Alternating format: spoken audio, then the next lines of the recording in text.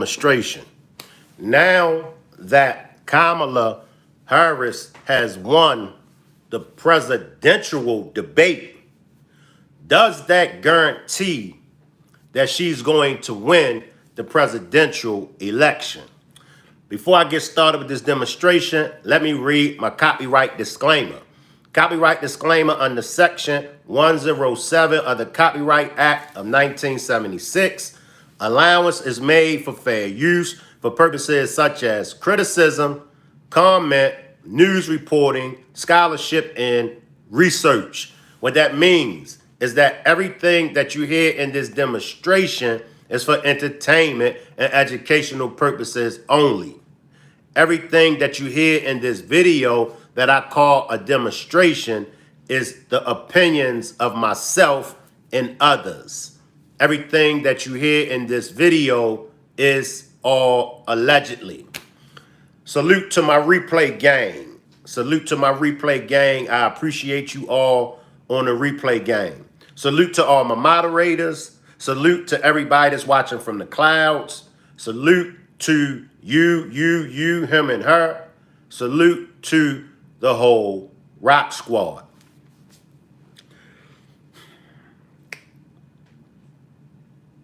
On Tuesday, there was a presidential debate between Kamala Harris and Donald Trump. Now, for many of us that saw it, including myself, many of us felt like Kamala won a debate. You still had those that felt like Trump won a debate. You had those that felt like the debate was biased. In my perspective, in my opinion on it, it wasn't biased, but that's just my opinion. It wasn't biased because the moderators were asking some good questions.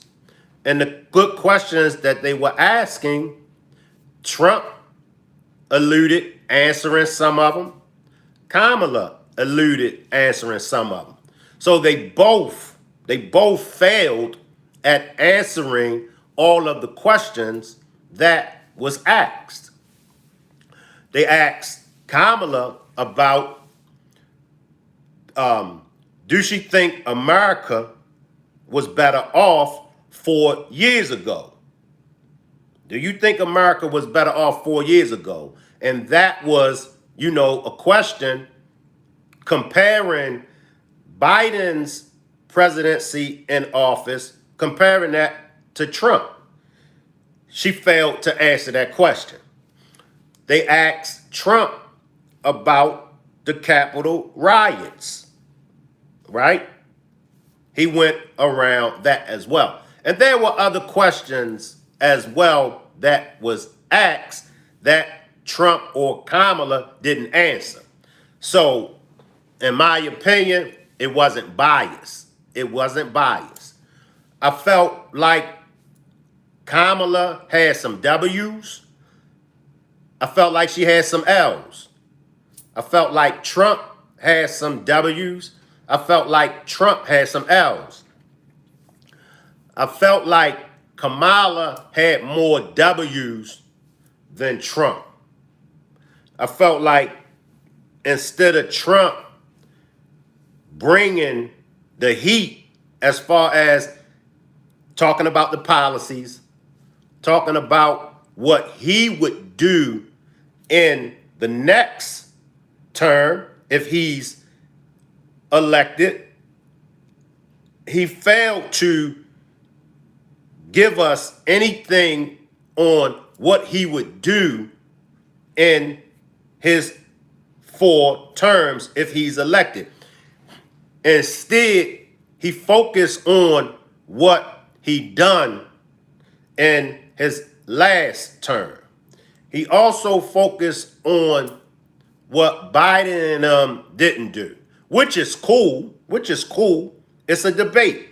But for me, I was expecting to hear from Trump exactly what he's going to do in this next presidential term if he wins.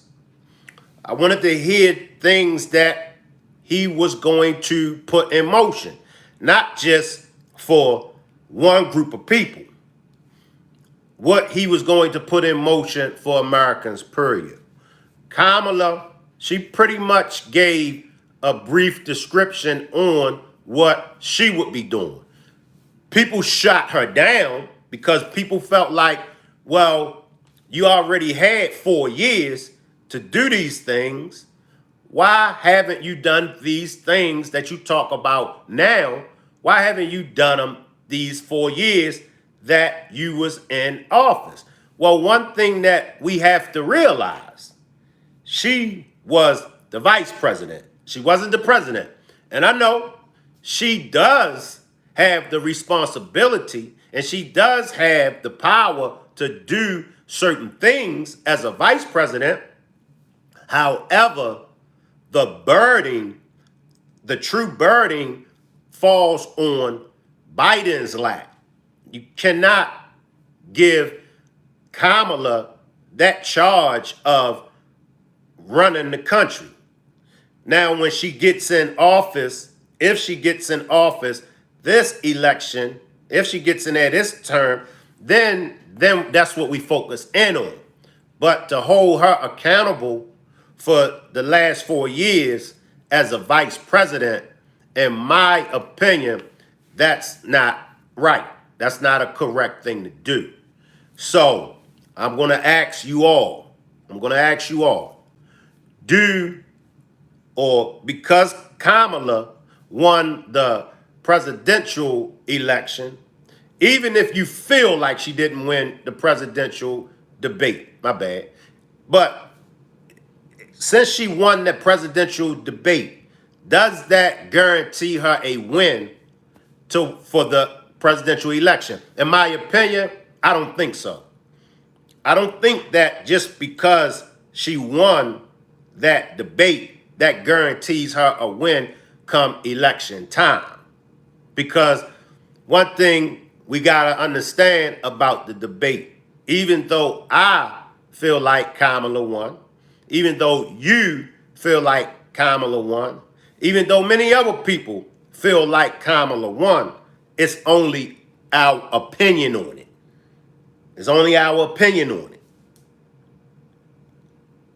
You know, and if you take a poll on it, it might be the majority of the people might feel like Trump won.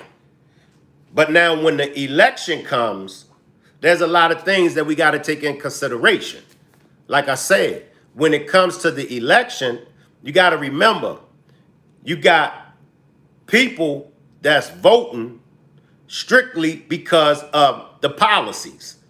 And it's a lot of people that's going to vote strictly because of their policies.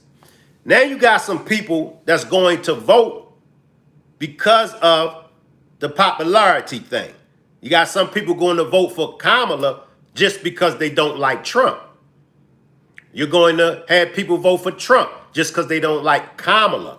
But the majority of the American people are going to vote because of their policies.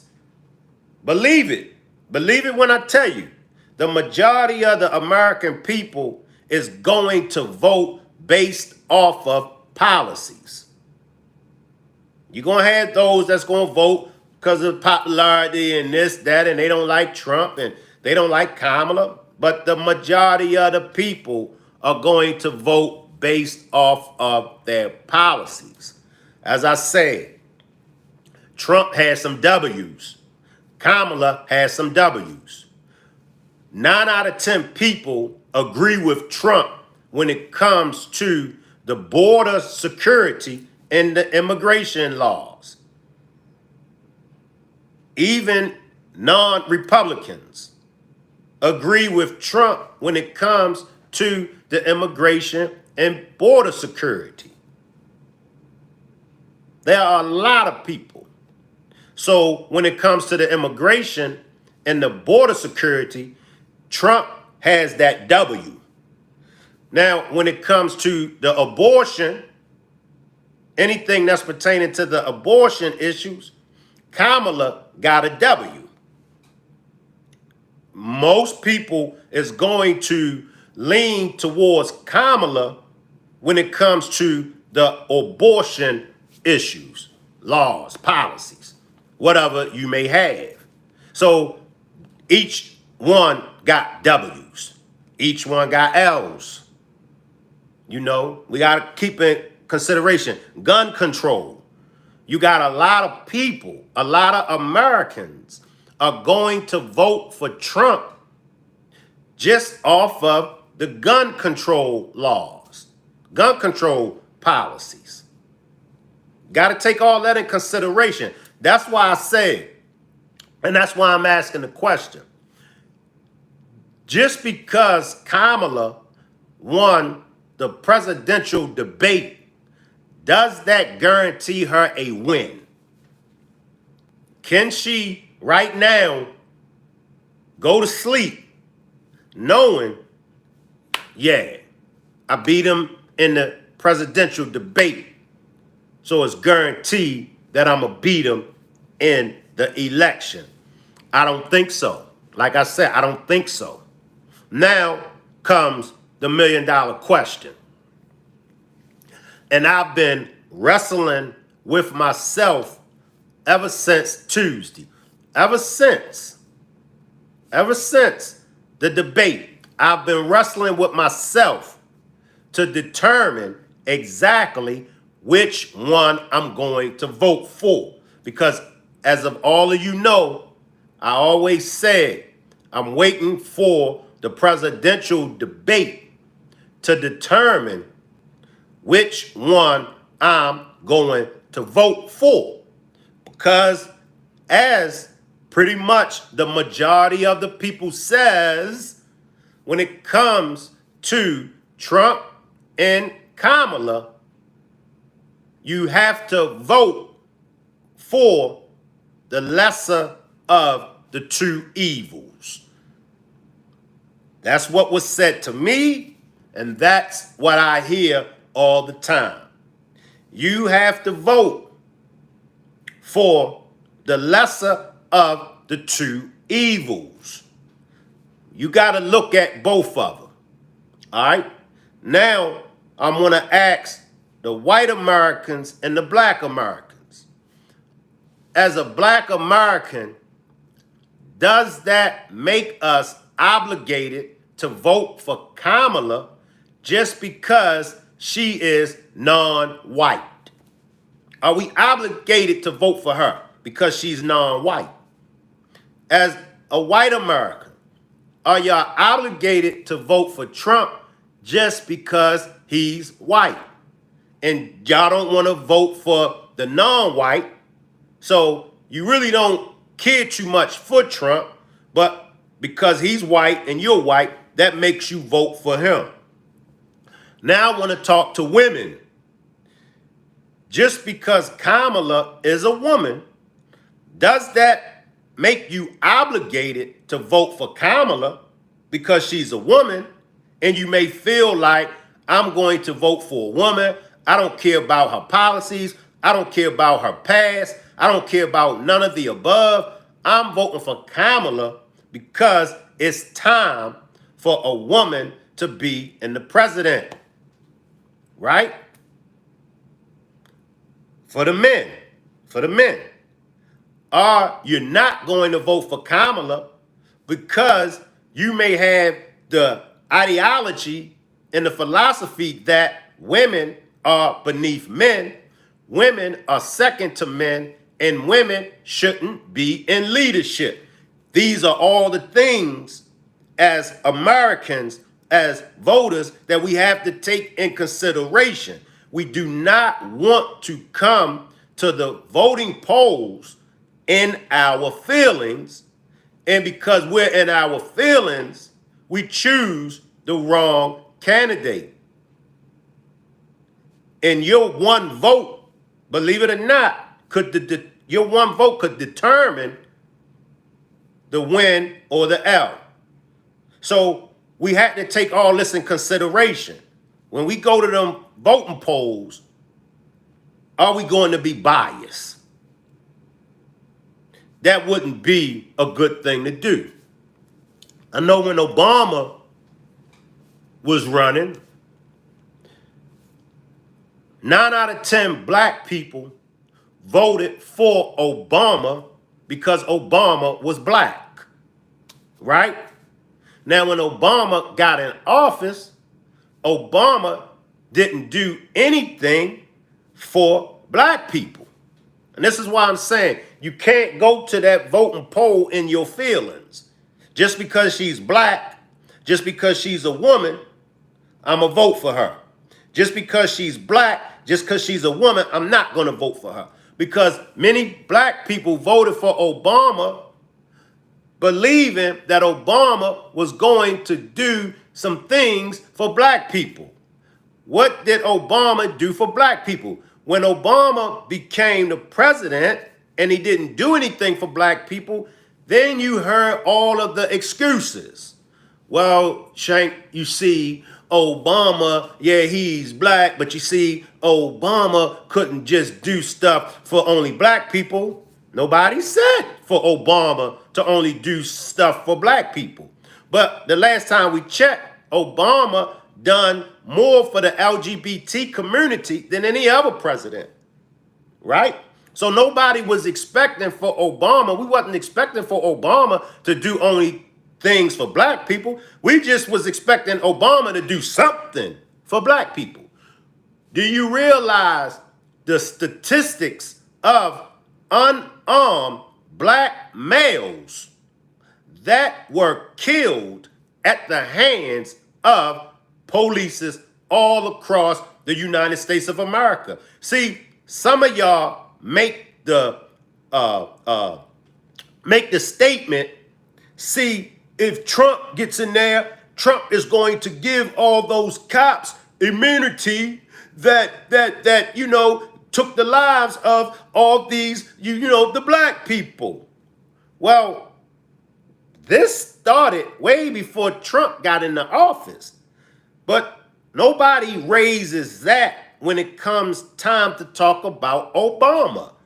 What did Obama do? Did Obama pass any laws? Did any bills get pushed for the brutality towards black people at the hands of racist police officers? Nothing was said about Obama. But now people pushes all of the narratives towards Trump about Trump being a racist, right? But they forget about when Kamala was running for president. When they asked Kamala, as the vice president, what are you planning to do for black people? What did she say? Black people? What did she say? She stumbled over her words, but when she got out her words, she said she won't be doing nothing. There is no black. I'm not doing nothing for black people. No one, right there. So now, why is black people on the bandwagon to vote for Kamala? Because remember, as the vice president, remember, black people, we said Kamala ain't doing nothing. Is it anybody out there that disagrees with me? I'll wait. I'll give the chat plenty of time to disagree with me. As vice president, black people drag Kamala. She ain't doing nothing. She don't do nothing. She don't know what she doing. She don't never get a chance to talk. All these other things that was said about Kamala. Same way black people did Donald Trump. before Donald Trump became president. Huh? Y'all remember? Black people was all for Donald Trump. If I told one lie, somebody correct me. If I've told one lie. So you see the pattern. The pattern is still going on. We're voting for who we like. We're voting for whoever is popular.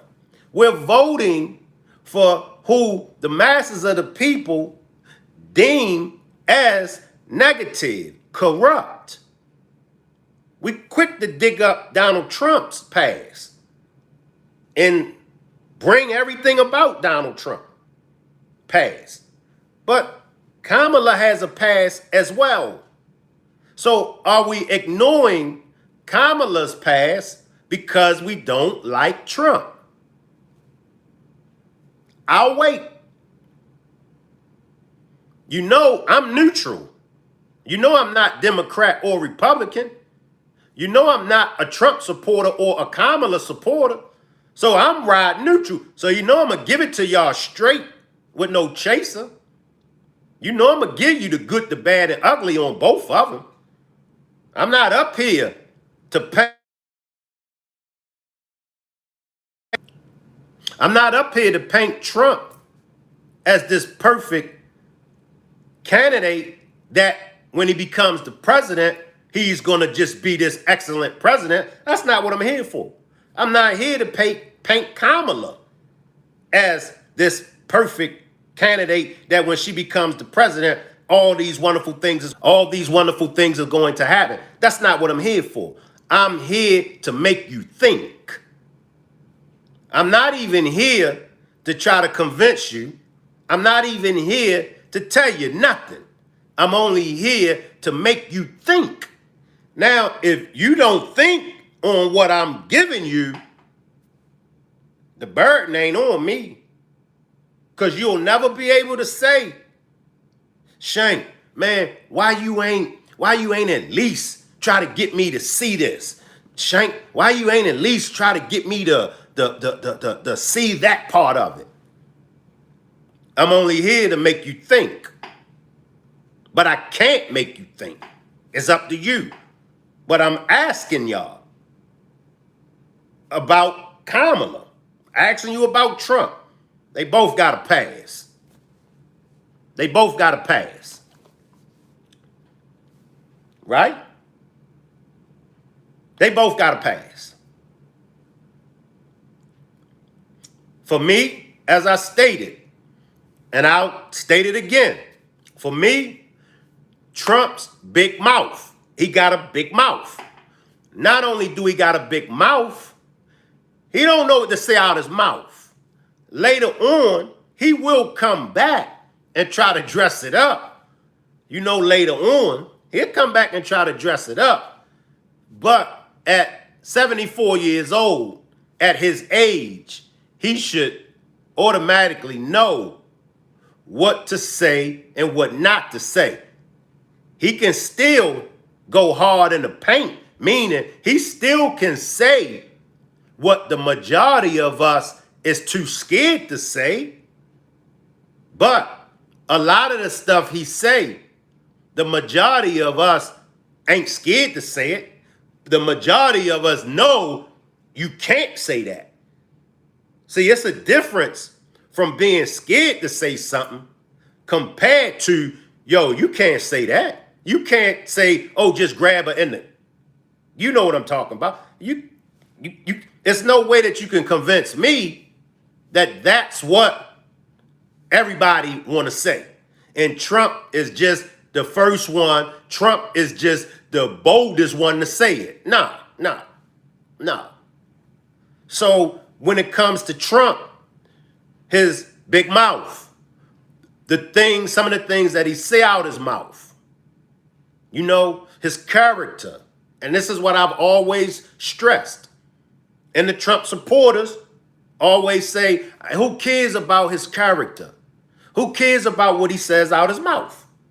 But for me, character is everything. This is for me. Your character tells me a lot about you.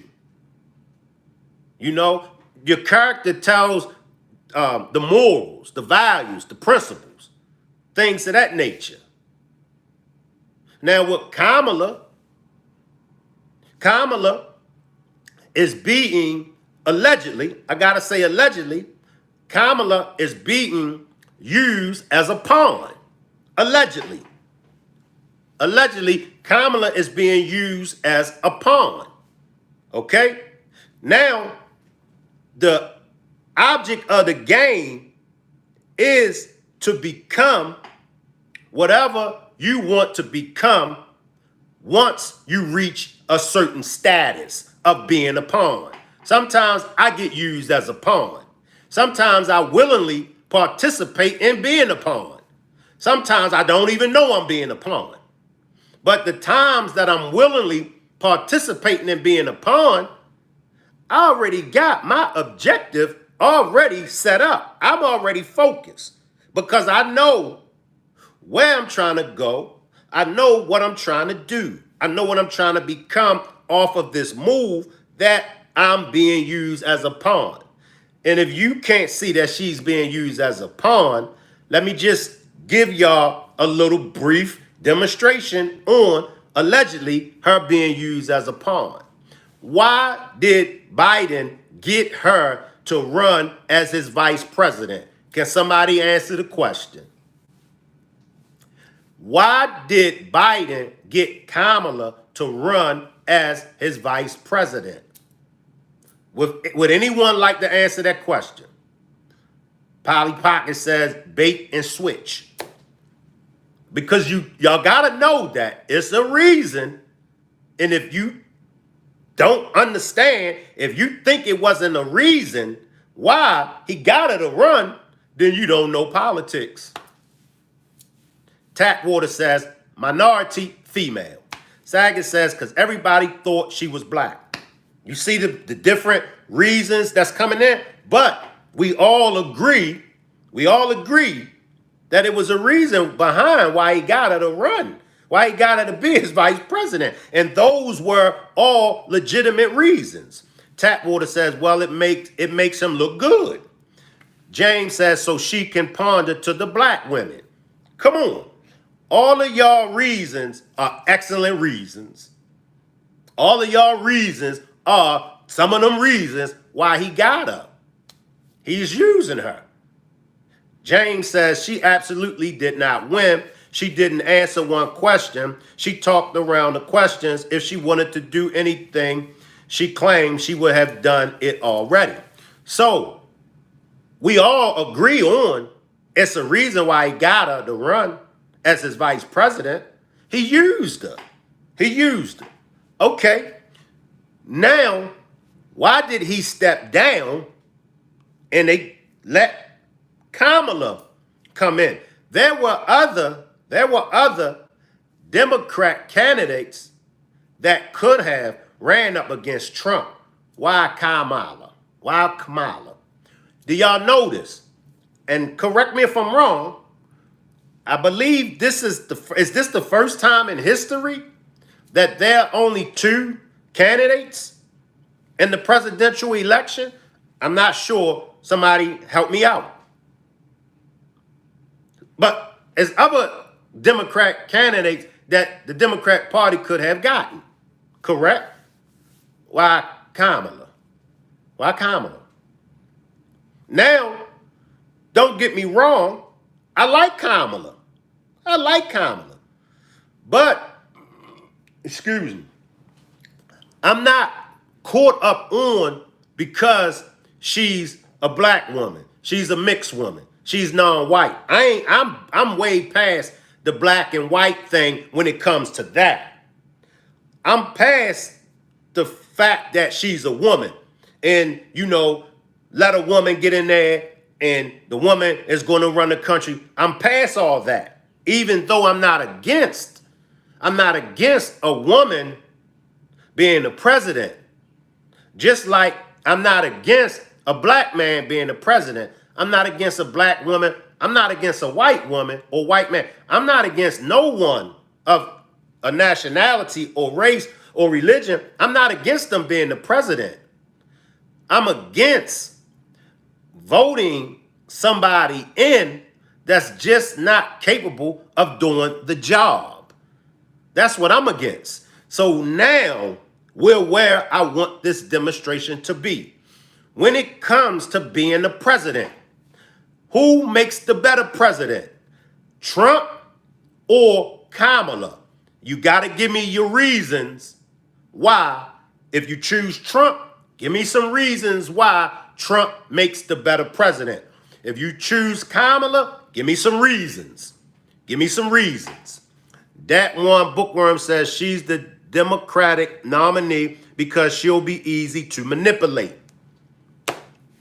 Polly Potter says Trump was more popular and is, no, I can't pronounce that, America will vote for 45 because they remember the several stimulus checks, unemployment payments, boost, and PPP money. Stimulus is my reason. That's a good reason, Polly Pocket.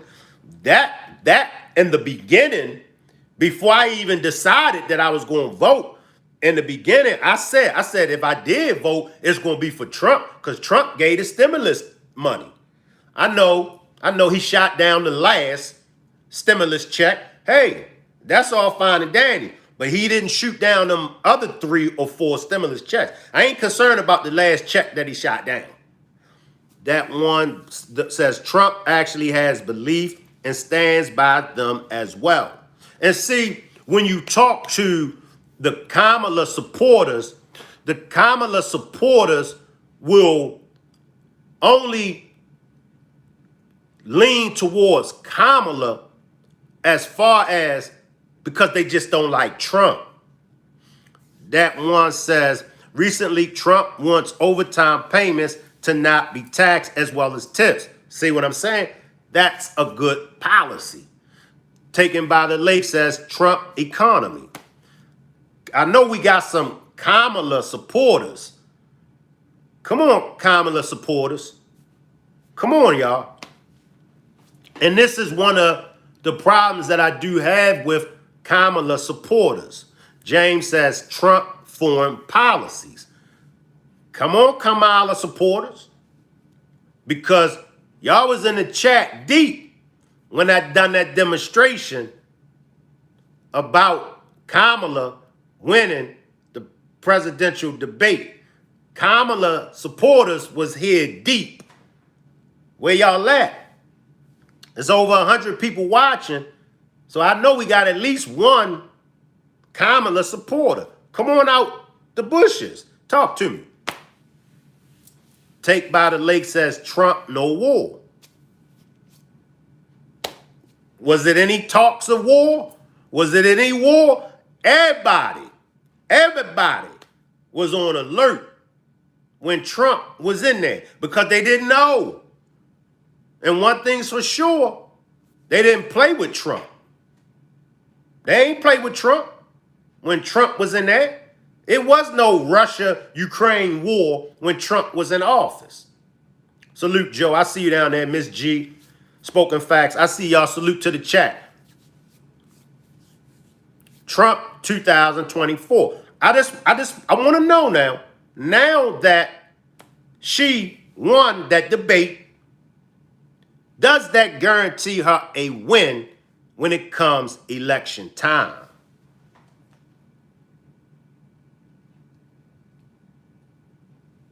Let's go to a little of the debate. All right. Who says she won? I said she won. And this is for the Trump supporters. I said she won.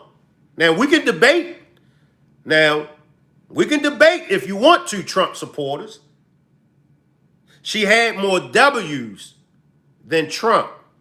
They both, listen now, they both didn't answer some of the questions that was thrown at him. They both. Trump, he ain't answered some of the questions too, just as well as Kamala. And see, this is why I love riding neutral. This is why I'm glad that I'm not Republican or Democrat, because me riding neutral, I can call a spade a spade. I can see it for what it is. I can see when Trump wrong. I can see when Kamala wrong. But I can see when they both right. All right? We're going to go to some of the debate. Let's go to some of the debate.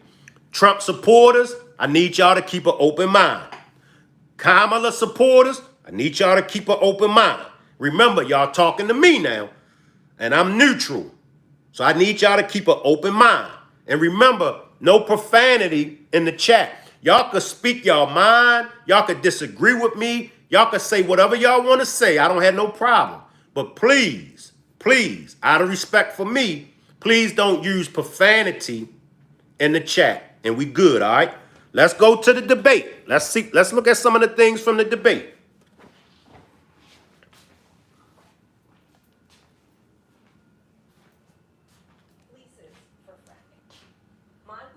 Is that we have got to invest in diverse sources of energy so we reduce our reliance on foreign oil. We have had the largest increase in domestic oil production in history because of an approach that recognizes that we cannot over-rely on foreign oil.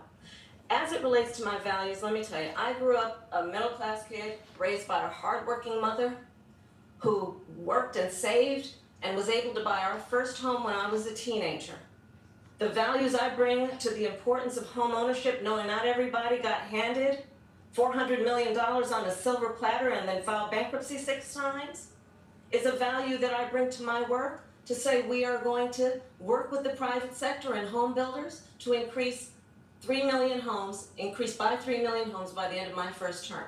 My work that is related to having a friend when I was in high school who was sexually assaulted by her stepfather.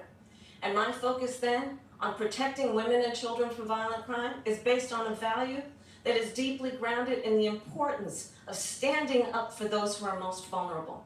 My work that is about protecting Social Security and Medicare is based on long-standing work that I have done, protecting seniors from scams.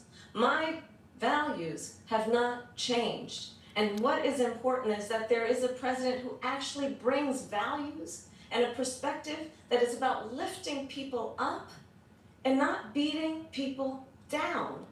And then, how many of y'all agree? How many of y'all agree with her? How many of y'all think it's BS? Y'all could use BS, and like my man said, ish. Y'all could use ish for the S word, and y'all could use BS, the letters BS. How many of y'all think it's BS? How many of y'all think that she's being truthful? name calling, the true measure of the leader is the leader who actually understands the strength is not in beating people down, it's in lifting people up. I intend to be that president. President Trump, your Well, first of all, I wasn't given $400 million. I wish I was. My father was a Brooklyn builder, Brooklyn, Queens, and a great father, and I learned a lot from him. But I was given a fraction of that, a tiny fraction, and I built it into many, many billions of dollars. Many, many billions. Stop right there. How many of y'all think Trump is lying? How many of y'all believe that Trump is lying about receiving $4 million? He said he was given a fraction of it, and then he stated that he turned it into $1 million businesses. How many of y'all believe Trump? How many of y'all think he's lying? How many of y'all believe him? And when people see it, they are even surprised. So we don't have to talk about that. Fracking, she's been against it for 12 years.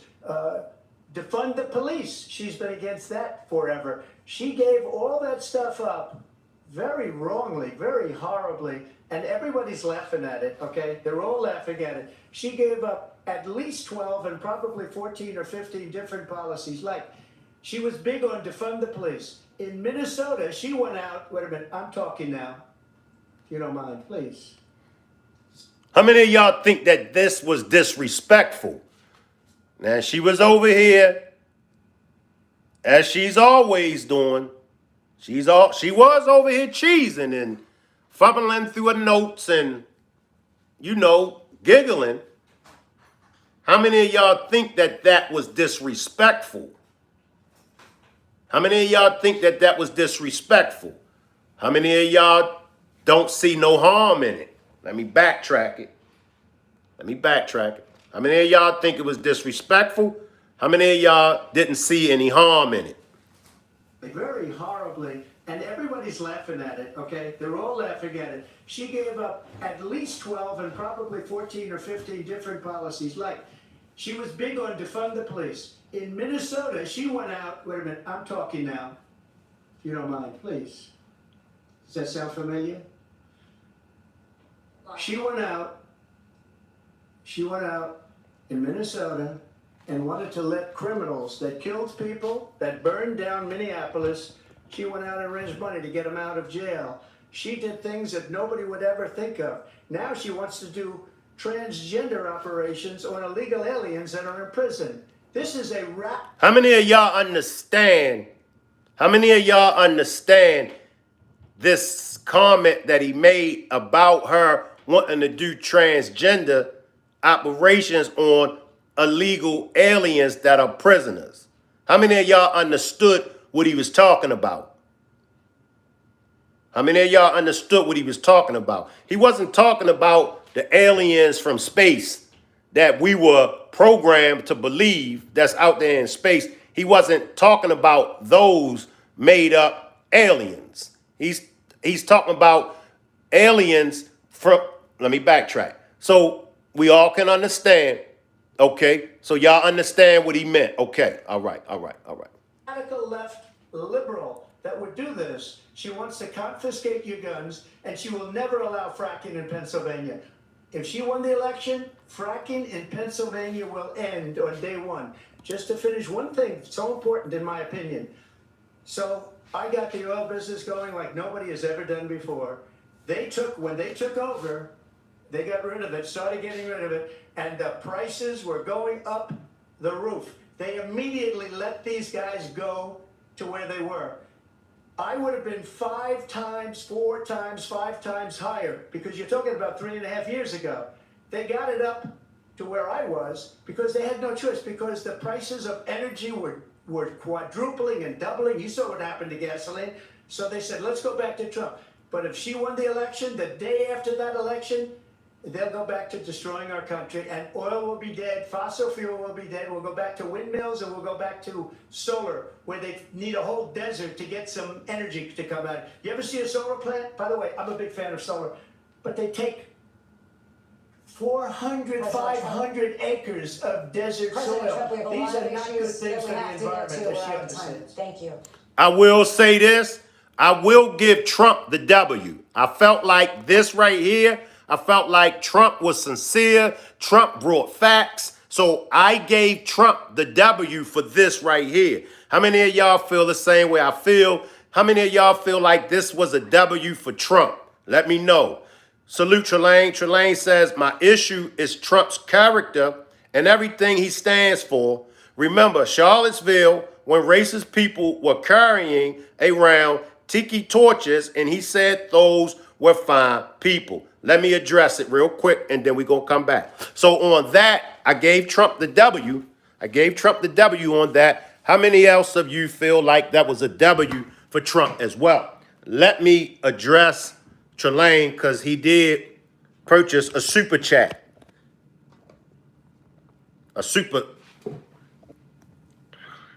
So let's talk about what Trump says.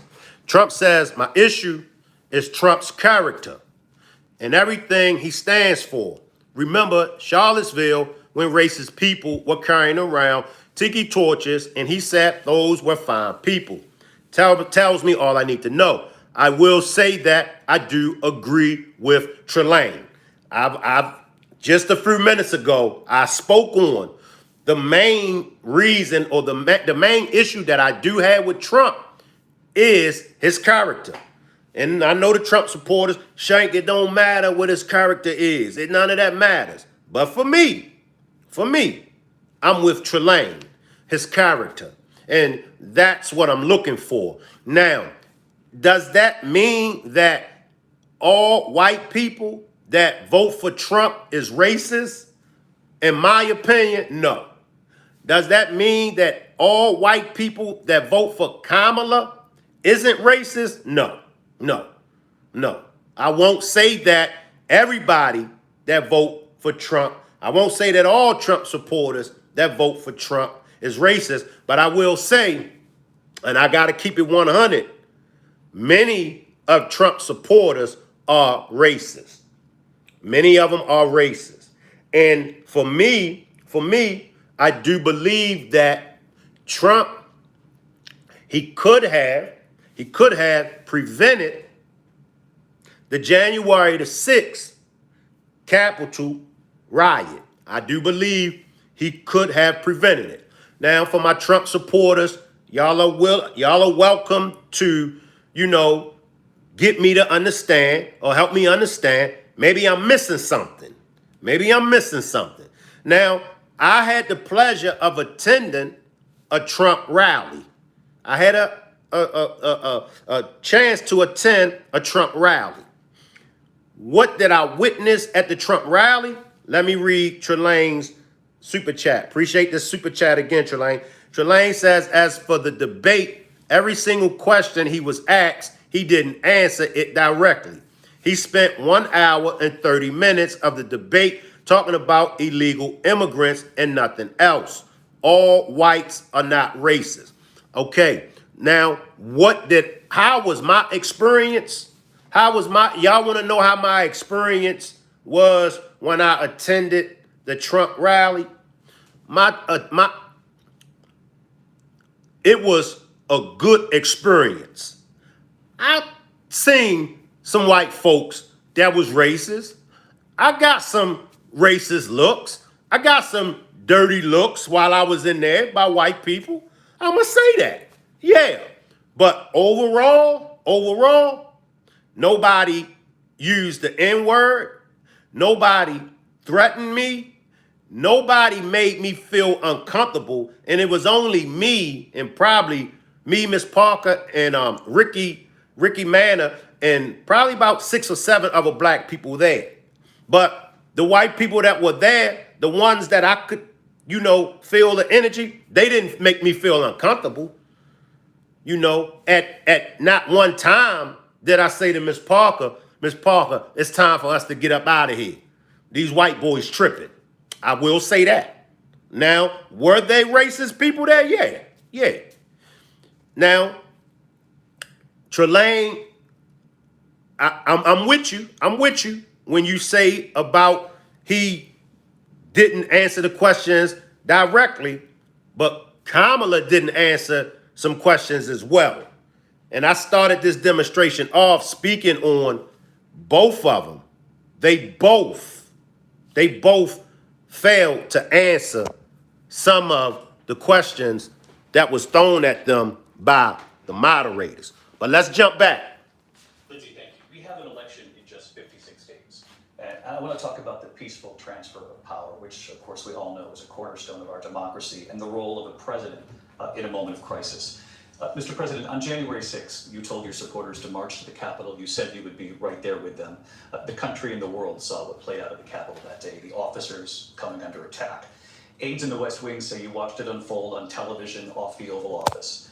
You did send out tweets, but it was more than 2 hours before you sent out that video message telling your supporters to go home. Is there anything you regret about what you did on that day? You just said a thing that isn't covered. Peacefully and patriotically, I said during my speech, not later on. Peacefully and patriotically. And nobody on the other side was killed. Ashley Babbitt was shot by an out-of-control police officer that should have never, ever shot her. It's a disgrace. But we didn't do this group of people that have been treated so badly. I asked, what about all the people that are pouring into our country and killing people that she allowed to pour in? She was the border czar, remember that. She was the border czar. She doesn't want to be called the border czar because she's embarrassed by the border. In fact, she said at the beginning, oh, I'm surprised you're not talking about the border yet. That's because she knows what a bad job they've done. What about those people? When are they going to be prosecuted? When are these people from countries all over the world, not just South America, they're coming in from all over the world, David, all over the world. And crime rates are down all over the world because of it. But let me just when ask are you- those, David, when are those people going to be prosecuted? When are the people that burned down Minneapolis going to be prosecuted? Or in Seattle? They went into Seattle, they took over a big percentage of the city of Seattle. When are those people going to be prosecuted? But let me just ask You might ask her that question. You were the president. You were watching it unfold on television. It's a very simple question as we move forward toward another election. Is there anything you regret about what you did on that day? Yes or no? I had nothing to do with that other than This is where Trump takes a L. And I'm going to tell y'all why he takes a L. Because he avoided the question. It was a simple question. Do you regret? Now, even if you wasn't the cause of the riot, even if you wasn't the cause of it, he asked you, do you regret? He didn't say yes. He didn't say no. So that's a L for Trump in my perspective. But y'all can let me know if y'all disagree with me. That's fine. Y'all can let me know if y'all disagree. Just refrain from the profanity and we all good. But I think it's a L because he did not answer the question. And the question was, do you regret it? they asked me to make a speech. I showed up for a speech. I said, I think it's going to be big. I went to Nancy Pelosi and the mayor of Washington, D.C., and the mayor put it back in writing, as you know. I said, you know, this is going to be a very big rally or whatever you want to call it. And again, it wasn't done by me, it was done by others. I said, I'd like to give you 10,000 National Guard or soldiers. They rejected me. Nancy Pelosi rejected me. It was just 2 weeks ago. Her daughter has a tape of her saying she is fully responsible for what happened. They want to get rid of that tape. It would have never happened if Nancy Pelosi and the mayor of Washington did their jobs. I wasn't responsible for security. Nancy Pelosi was responsible. She didn't do her job. The question was about you as president, not about former Speaker Pelosi, but I do want Vice President Harris to respond here. I was at the Capitol on January 6th. I was the vice president-elect. I was also an acting senator. I was there.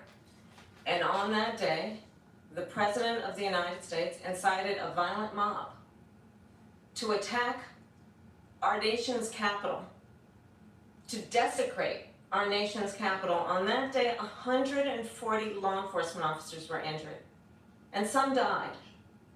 And understand, the former president has been indicted and impeached for exactly that reason. But this is not an isolated situation. Let's remember Charlottesville, where there was a mob of people carrying tiki torches, spewing anti-Semitic hate. And what did the president then at the time say? There were fine people on each side. Let's remember that when it came to the Proud Boys, a militia, the former president said, stand back and stand by. So for everyone watching who remembers what January 6th was, I say, we don't have to go back. Let's not go back. We're not going back. It's time to turn the page.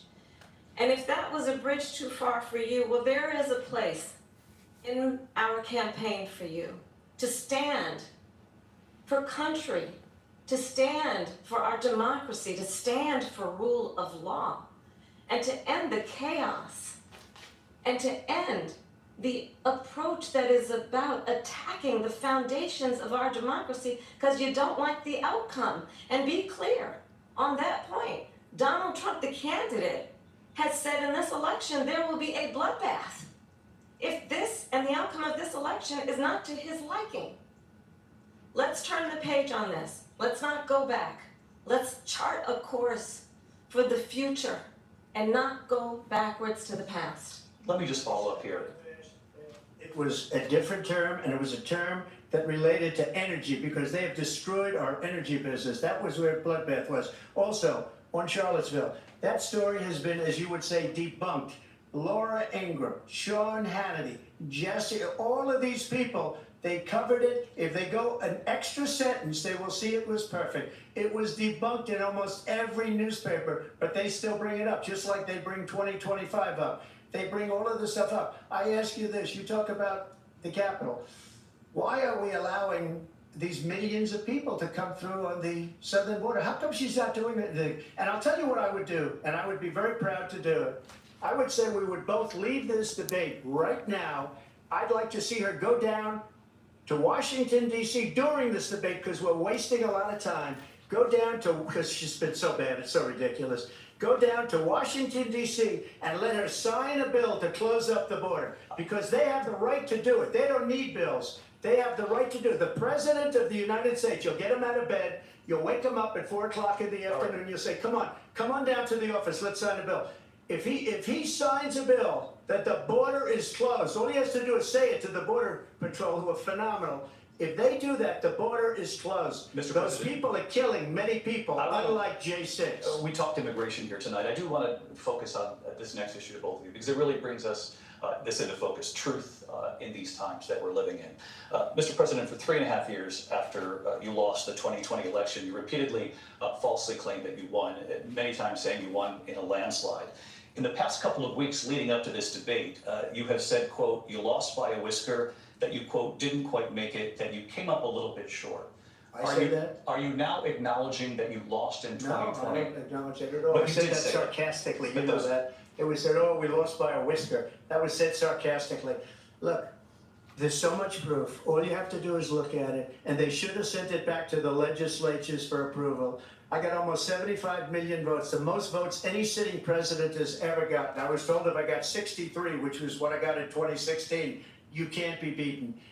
The election, people should never be thinking about an election as fraudulent. We need two things. We need walls, and we have to have it. We have to have borders, and we have to have good elections. Our elections are bad. And a lot of these illegal immigrants coming in, they're trying to get them to vote. They can't even speak English. They don't even know what country they're in practically. And these people are trying to get them to vote. And that's why they're allowing them to come into our country. I did watch all of these pieces of video. I didn't detect the sarcasm, lost by a whisker, we didn't quite make it. And we should just point out here as clarification, and you know this, you and your allies, 60 cases in front of many judges, many of them No judge Republican, looked at it. and said They said we didn't have widespread fraud. standing. That's the other thing. They said we didn't have standing, a technicality. Can you imagine a system where a person in an election doesn't have standing? The President of the United States doesn't have standing. That's how we lost. If you look at the facts, and I'd love to have you, if you'll do a special on it, I'll show you Georgia, and I'll show you Wisconsin, and I'll show you Pennsylvania, and we have so many facts and statistics, but you know what? That doesn't matter, because we have to solve the problem that we have right now. That's old news. And the problem that we have right now is we have a nation in decline, and they have put it into decline. We have a nation that is dying, David. Mr. President, thank you. Vice President Harris, you heard the president there tonight. He said he didn't say that he lost by a whisker, so he still believes he did not lose the election that was won by President Biden and yourself. But I do want to ask you about something that's come up in the last couple of days. This was a post from President Trump about this upcoming election just weeks away. He said, when I win, those people who cheated, and then he lists donors, voters, election officials, he says will be prosecuted to the fullest extent of the law, which will include long-term prison sentences. One of your campaign's top lawyers responded saying, we won't let Donald Trump intimidate us, we won't let him suppress the vote. Is that what you believe he's trying to do here? Donald Trump was fired by 81 million people. So let's be clear about that. And clearly he is having a very difficult time processing that. But we cannot afford to have a president of the United States who attempts, as he did in the past, to upend the will of the voters in a free and fair election. And I'm going to tell you that I have traveled the world as Vice President of the United States, and world leaders are laughing at Donald Trump.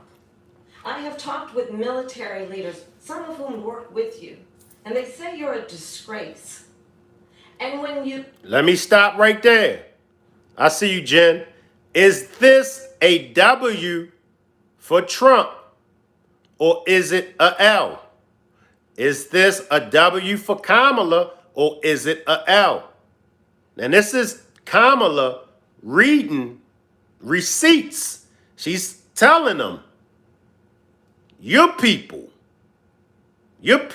Trump, this is what your people is saying about you, as well as when she visits the world, the leaders around the world are laughing at you. What are y'all thoughts? Who gets the W and who gets the L?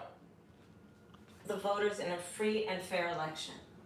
And I'm going to tell you that I have traveled the world as Vice President of the United States, and world leaders are laughing at Donald Trump.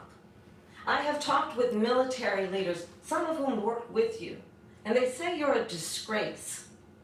And when you then talk in this way in a presidential debate and deny what over and over again are court cases you have lost because you did in fact lose that election, it leads one to believe that perhaps we do not have in the candidate to my right the temperament or the ability to not be confused about fact.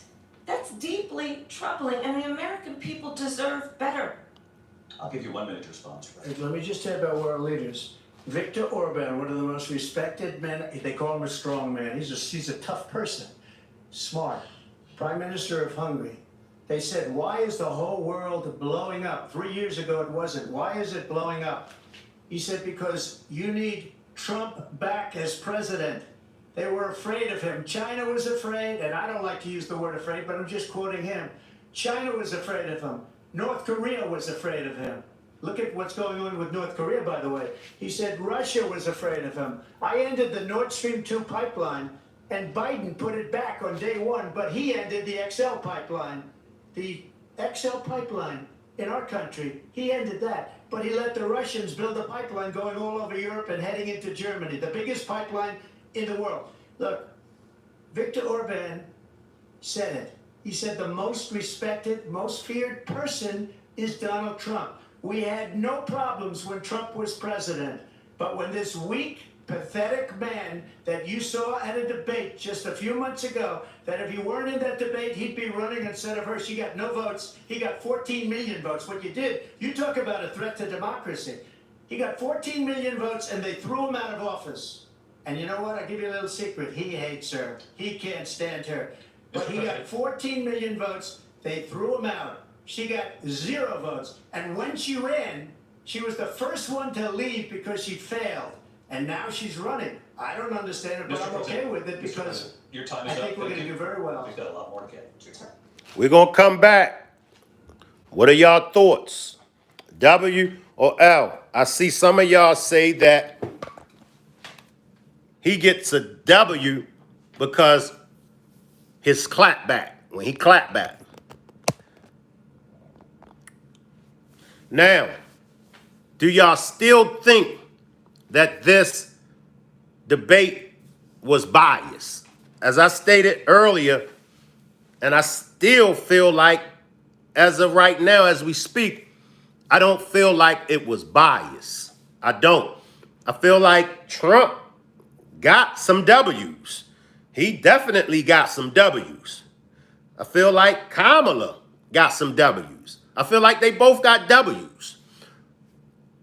My point, like I said, I was disappointed with Trump because, as you can see, when he get the W's, he says what he means what he says, he's backing it up with facts, he's focused, he's straight to the point. His L's come in when he goes to the left and, starts to talk about and talk about what he done.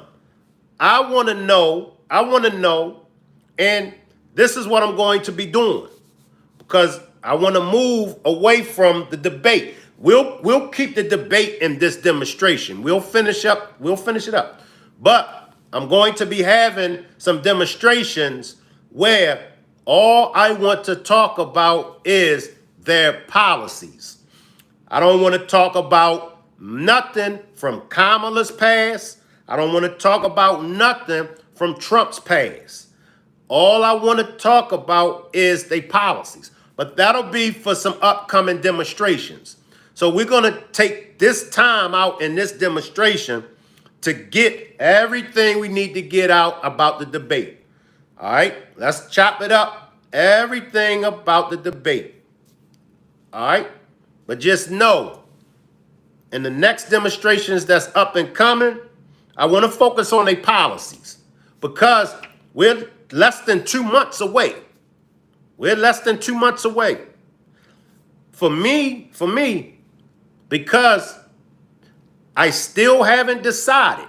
Now, you all know when it was Trump and Biden, my vote was on Trump. And I told everybody that. If Biden runs against Trump, my vote is on Trump. But I said I want to see this debate. But I'm not going to discuss with y'all right now whether I change my mind from voting for Trump or not. I'll wait. But I want to focus on the policies. I want to focus on their policies. All right?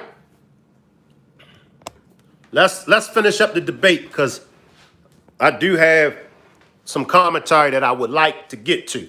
Let's finish up the debate. Turning now to the Israel-Hamas war and the hostages who are still being held, Americans among them.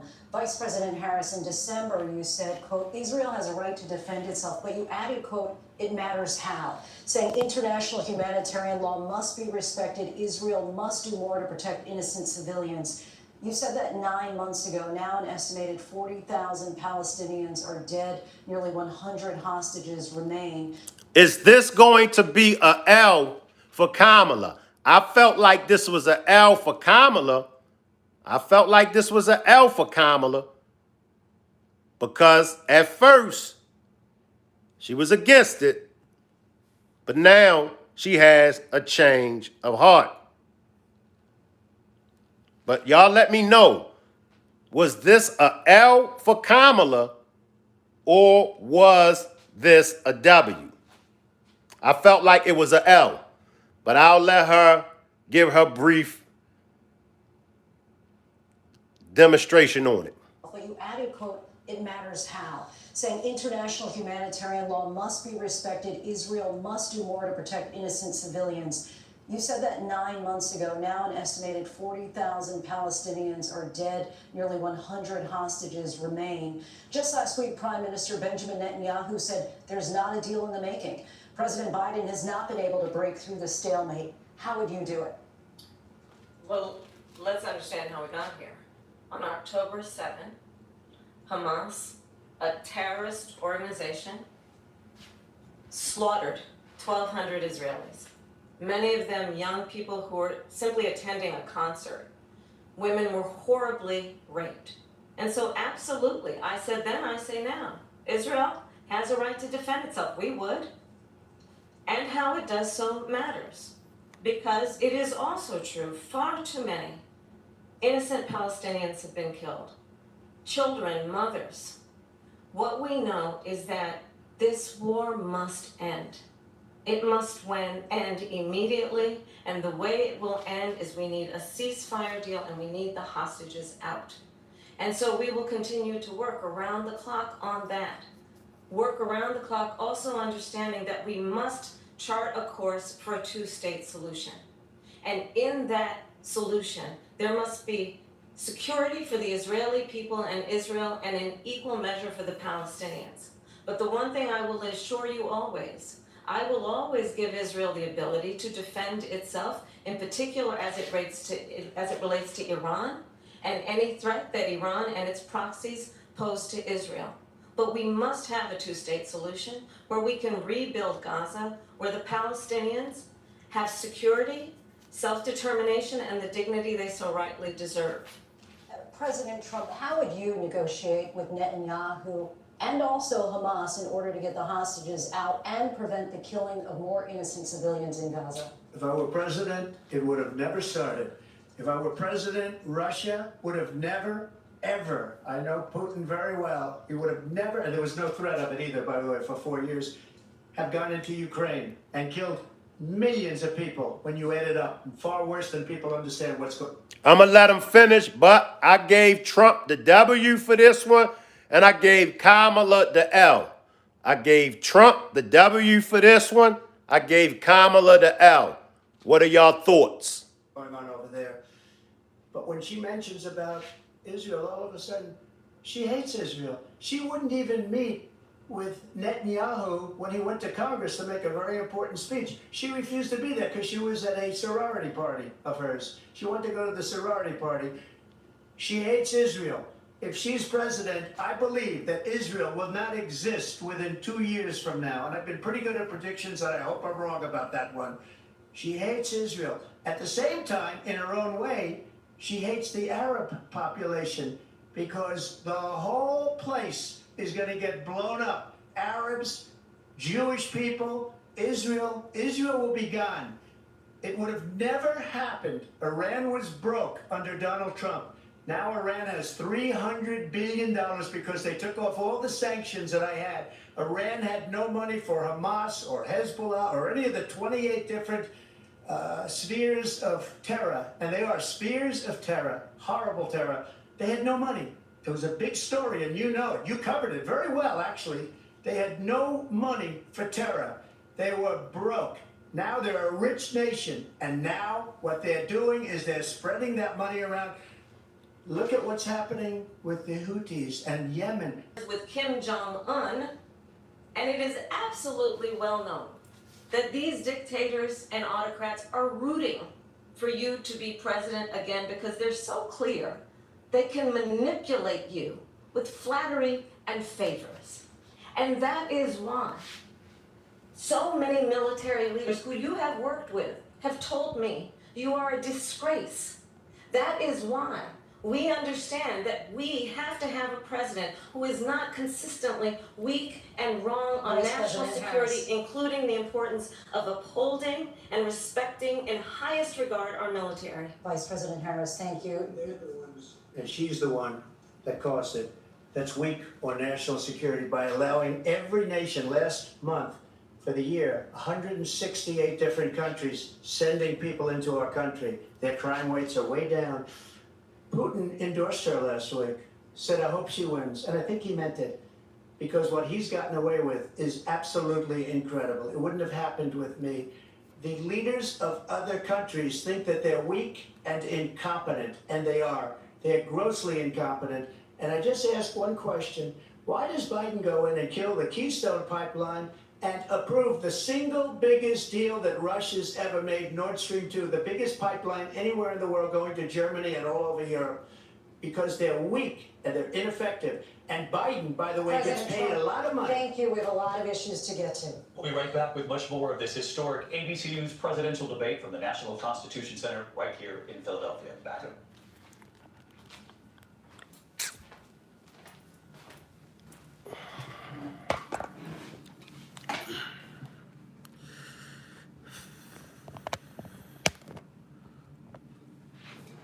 You feel like they both took a L? You feel like they both took a L? Sagas, salute Sagas. Sagas says, stop mainstream media. They fired T. Coulson for exposing January 6th.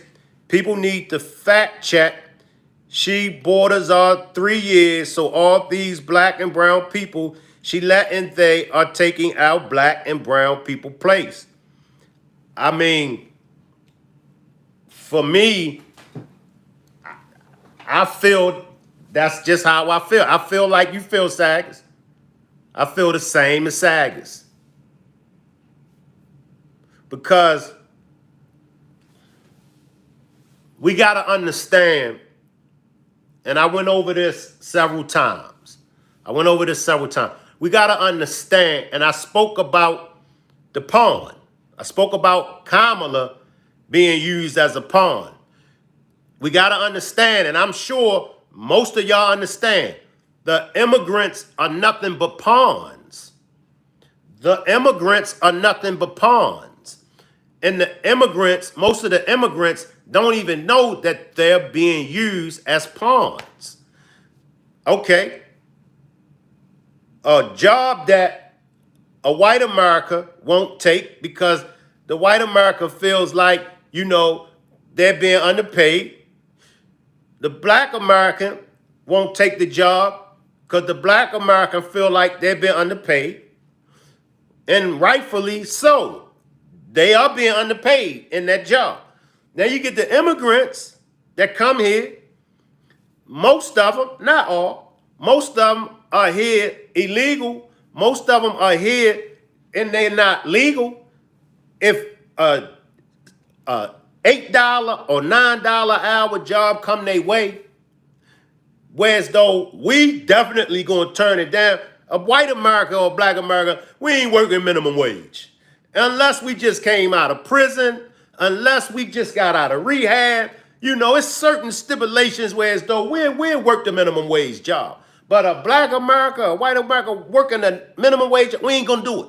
And if we do it, we ain't gonna do no hell of a job. But you get an immigrant that come here, and we gotta remember, the American dollar triples and doubles when you go to the third world countries. So them making minimum wage here is going to be just like they making $16, $17, $18 an hour anyway, because they're going to send the money back home. Now, the immigrants is going to come here. They're going to do the job that the black Americans and the white Americans won't do. And they're going to do it, and they're going to work it. They're going to work it. So they're being used as a pawn. The politicians, the business owners, and them, they know this. They know all of this. Right? So, and you're right. We all are pawns. I said this early on in the demonstration. I see you, Aunt Esther. We all are pawns. White Americans are pawns. Black Americans are pawns. No matter what your nationality is, you are a pawn in this country. I can't speak for another country. I'm sure in the other countries, the powers to be uses their citizens as pawns. But I can't speak on another country. I can only speak on this country. So I'll ask the question again. Who makes the better president? That's all I'm concerned with. Who makes the better president? Because history repeats itself. And that's what I'm afraid of. I'm afraid of once Kamala becomes the president, 6 months to a year later, people are going to say, man, I don't know why I voted for her. Man, I will never vote for her again. Remember they did that with Obama. Y'all realize black people wasn't the only ones that voted for Obama. Black people wasn't the only ones that wanted to see a black man become president. There were a lot of whites that voted for Obama. There were a lot of non-whites, that's non-blacks, that voted for Obama. A lot of people voted for Obama that wasn't black just because Obama was black. And they felt like, get a black man in there, black man going to turn this country around, black man is going to handle his business. Now, there are some good things that I liked about Obama when he was in office, but Obama wasn't the best president that any of us had. But why did the majority of the people vote for Obama? Because he black. It's true. Why did many people vote for Trump? It's two reasons why the people voted for Trump.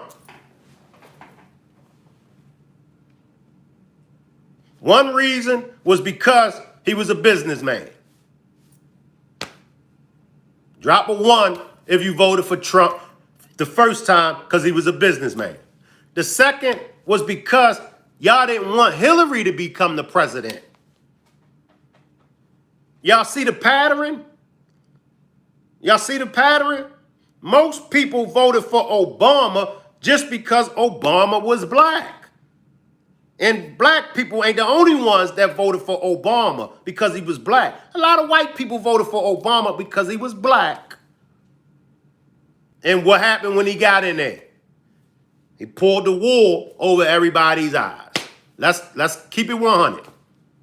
Trump, when Trump got in there, because he was a businessman and because y'all didn't want Hillary to get in there, right?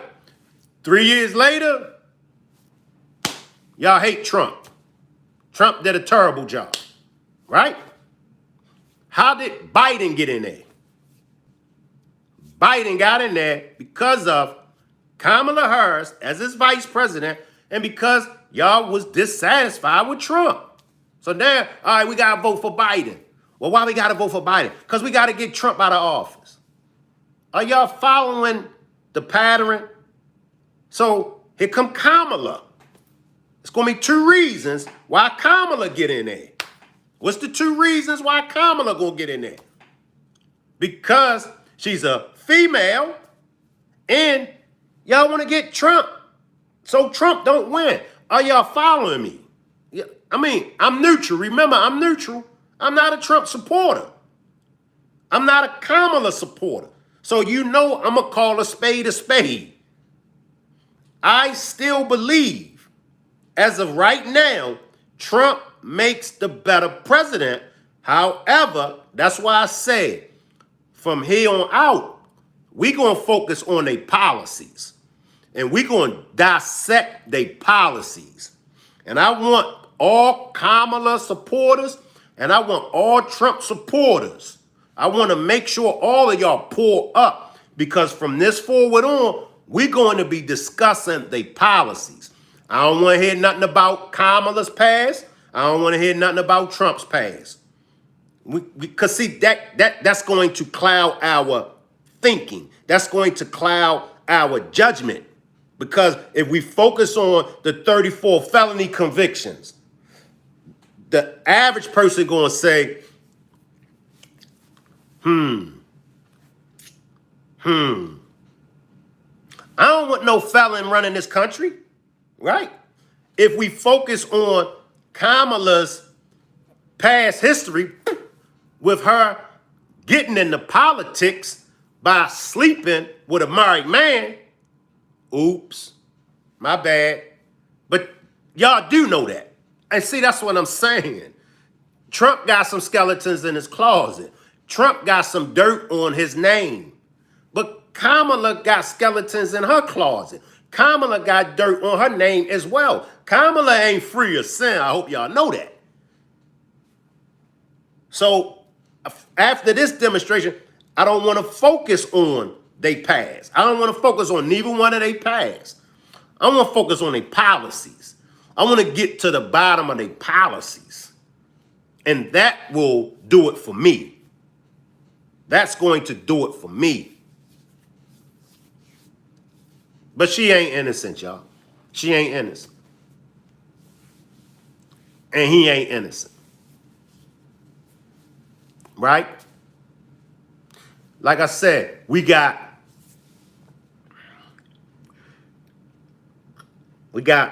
less than 2 months. Less than 2 months, y'all. But let's get back because I want to make sure we cover. I'm hoping that we can cover that whole debate, but we're going to cover the most of this debate so then we can move forward.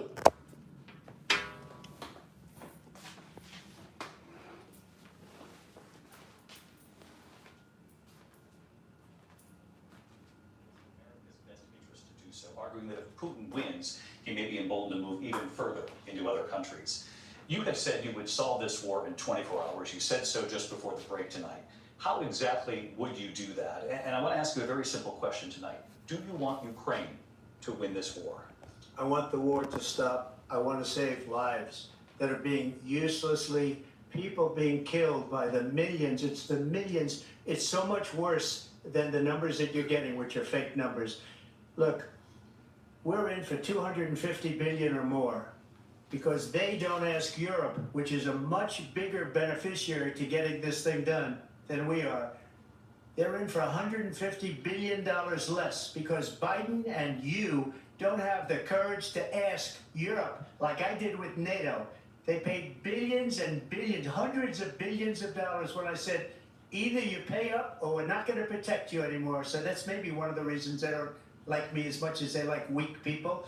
But you take a look at what's happening. We're in for 250 to 275 billion. They're into 100 to 150. They should be forced to equalize. With that being said, I want to get the war settled. I know Zelensky very well, and I know Putin very well. I have a good relationship, and they respect your president, okay? They respect me. They don't respect Biden. How would you respect him? Why? For what reason? He hasn't even made a phone call in 2 years to Putin, hasn't spoken to anybody. They don't even try and get it. That is a war that's dying to be settled. I will get it settled before I even become president. If I win, when I'm president-elect, and what I'll do is I'll speak to one, I'll speak to the other, I'll get them together. That war would have never happened. And in fact, when I saw Putin after I left, unfortunately left because our country has gone to hell. But after I left, when I saw him building up soldiers, he did it after I left, I said, oh, he must be negotiating. It must be a good, strong point of negotiation. Well, it wasn't, because Biden had no idea how to talk to him. He had no idea how to stop it. And now you have millions of people dead, and it's only getting worse, and it could lead to World War III. Don't kid yourself, David. We're playing with World War III, and we have a president that we don't even know if he's... Where is our president? We don't even... I think Trump gets a W on this. He says we are headed for World War III, and we don't even know it. He also asks, where is our president? Has anybody seen Joe Biden? I give this the W to Trump. I give Kamala the L. Y'all let me know what y'all think. even know if he's a president. And just to clarify They here. threw him out of a campaign like a dog. We don't even know. Is he our president? But we have a president, Mr. President. that doesn't know he's alive. Your time is up. Just to clarify the question, do you believe it's in the U.S. best interests for Ukraine to win this war, yes or no? I think it's the U.S. best interest to get this war finished and just get it done. All right. Negotiate a deal, because we have to stop all of these human lives from being destroyed. I want to take this to Vice President Harris. I want to get your thoughts on support for Ukraine in this moment, but also as Commander-in-Chief, if elected, how would you deal with Vladimir Putin, and would it be any different from what we're seeing from President Biden? Well, first of all, it's important to remind the former president, you're not running against Joe Biden, you're running against me. I believe the reason that Donald Trump says that this war would be over within 24 hours is because he would just give it up. She didn't answer the question. Maybe she'll answer it later on, but she didn't answer the question. And that's why I was saying, for me, they both, Donald Trump didn't answer some questions. Kamala didn't answer some questions. Let me let it go. And that's not who we are as Americans. Let's understand what happened here. I actually met with Zelensky a few days before Russia invaded, tried through force to change territorial boundaries, to define one of the most important international rules and norms, which is the importance of sovereignty and territorial integrity. And I met with President Zelensky. I shared with him American intelligence about how he could defend himself. Days later, I went to NATO's eastern flank, to Poland and Romania. And through the work that I and others did, we brought 50 countries together to support Ukraine in its righteous defense. And because of our support, because of the air defense, the ammunition, the artillery, the javelins, the Abrams tanks that we have provided, Ukraine stands as an independent and free country. If Donald Trump were president, Putin would be sitting in Kyiv right now. And understand what that would mean, because Putin's agenda is not just about Ukraine. Understand why the European allies and our NATO allies are so thankful that you are no longer president, and that we understand the importance of the greatest military alliance the world has ever known, which is NATO, and what we have done to preserve the ability of Zelensky and the Ukrainians to fight for their independence. Otherwise, Putin would be sitting in Kyiv with his eyes on the rest of Europe, starting with Poland. And why don't you tell the 800,000 Polish Americans right here in Pennsylvania how quickly you would give up for the sake of favor and what you think is a friendship with what is known to be a dictator who would eat you for lunch. Vice President Harris, thank you. We've heard from both of you on Ukraine tonight. Afghanistan came up in the last hour. I wanted her to respond to something you said earlier, and please, I'll give you a minute here. Putin would be sitting in Moscow, and he wouldn't have lost 300,000 men and women, but he would have been sitting in Moscow, quiet please, he would have been sitting in Moscow much happier than he is right now. But eventually, you know, he's got a thing that other people don't have. He's got nuclear weapons. They don't ever talk about that. He's got nuclear weapons. Nobody ever thinks about that. And eventually, maybe he'll use them, and maybe he hasn't been that threatening, but he does have that. Something we don't even like to talk about. Nobody likes to talk about it. But just so you understand, they sent her to negotiate peace before this war started. 3 days later, he went in and he started the war because everything they said was weak and stupid. They said the wrong things. That war should have never started. She was the emissary. They sent her in to negotiate with Zelensky and Putin, and she did. And the war started 3 days later. And that's the kind of talent we have with her. She's worse than Biden. In my opinion, I think he's the worst president in the history of our country. She goes down as the worst vice president in the history of our country. But let me tell you something. Before I let it finish, is Trump kicking facts? Is what Trump said about Kamala, is it facts? Y'all let me know on the replay game and down there in the chat. Y'all let me know. Y'all let me know. Let me backtrack it. And he started the war because everything they said was weak and stupid. They said the wrong things. That war should have never started. She was the emissary. They sent her in to negotiate with Zelensky and Putin, and she did.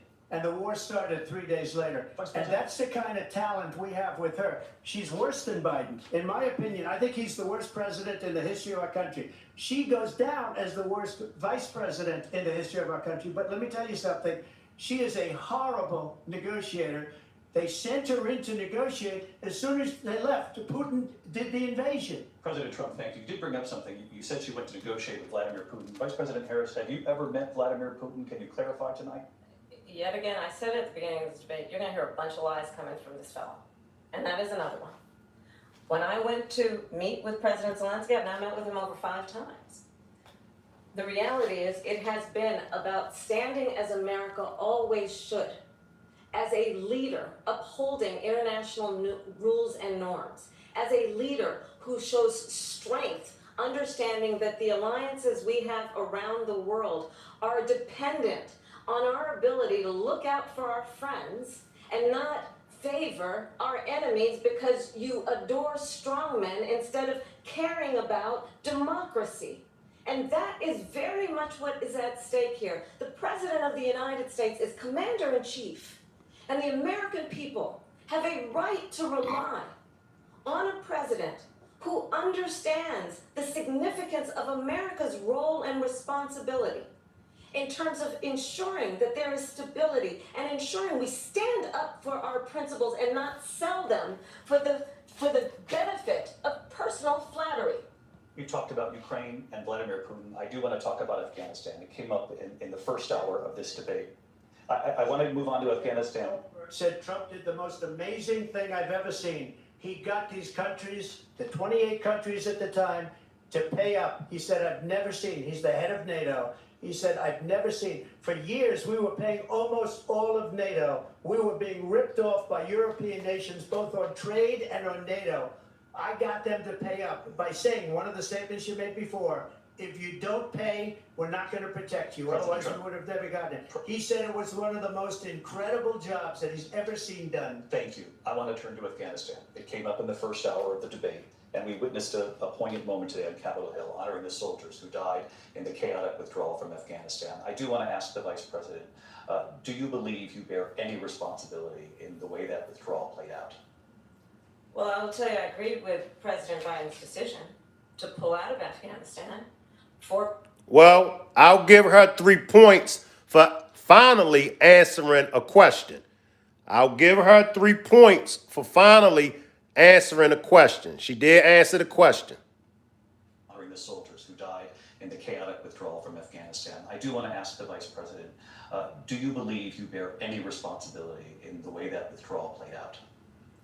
Well, Well, I will tell you, I agreed with President Biden's decision to pull out of Afghanistan. 4 presidents said they would, and Joe Biden did. And as a result, America's taxpayers are not paying for $300 million a day. We were paying for that endless war. And as of today, there is not one member of the United States military who is in active duty in a combat zone in any war zone around the world, the first time this century. But let's understand how we got to where we are. Donald Trump, when he was president, negotiated one of the weakest deals you can imagine. He calls himself a deal maker. Even his national security advisor said it was a weak, terrible deal. And here's how it went down. He bypassed the Afghan government. He negotiated directly with a terrorist organization called the Taliban. The negotiation involved the Taliban getting 5,000 Taliban terrorists released. And get this, and the president at the time invited the Taliban to Camp David, a place of storied significance for us as Americans, a place where we honor the importance of American Is that a W for Kamala? Is that a W for Kamala and an L for Trump? He had the Taliban leaders at Camp David. Is that a W for Kamala and an L for Trump? What are y'all thoughts? terrorists released. And get this, and the president at the time invited the Taliban to Camp David, a place of storied significance for us as Americans, a place where we honor the importance of American diplomacy, where we invite and receive respected world leaders. And this former president, as president, invited them to Camp David because he does not again appreciate the role and responsibility of the President of the United States to be commander-in-chief with a level of respect. And this gets back to the point of how he has consistently disparaged and demeaned members of our military, fallen soldiers, and the work that we must do to uphold the strength and the respect of the United States of America around the world. Vice President Harris, thank you. President Trump, your response to her saying that you began the negotiations thank with the you. Taliban. So, if you take a look at that period of time, the Taliban was killing our soldiers, a lot of them, with snipers. And I got involved with the Taliban because the Taliban was doing the killing. That's the fighting force within Afghanistan. They don't bother doing that because, they deal with the wrong people all the time. But I got involved. And Abdul is the head of the Taliban. He is still the head of the Taliban. And I told Abdul, don't do it anymore. You do it anymore, you're going to have problems. And he said, why do you send me a picture of my house? I said, you're going to have to figure that out, Abdul. And for 18 months, we had... Can we give Trump a G for being gangster? Now, that's gangster now.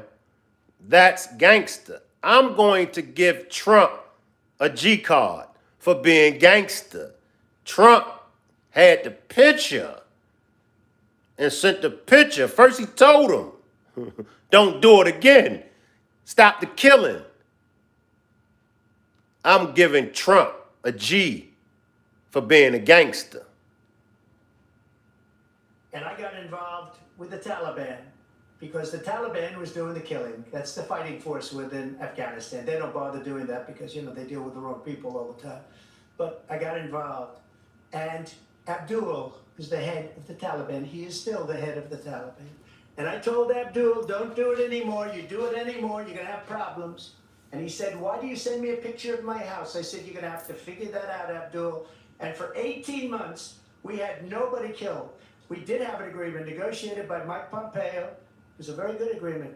The reason it was good, we were getting out. We would have been out faster than that, but we wouldn't have lost the soldiers. We wouldn't have left many Americans behind, and we wouldn't have left $85 billion worth of brand new, beautiful military equipment behind. And just to finish, they blew it. The agreement said you have to do this, and they didn't do it.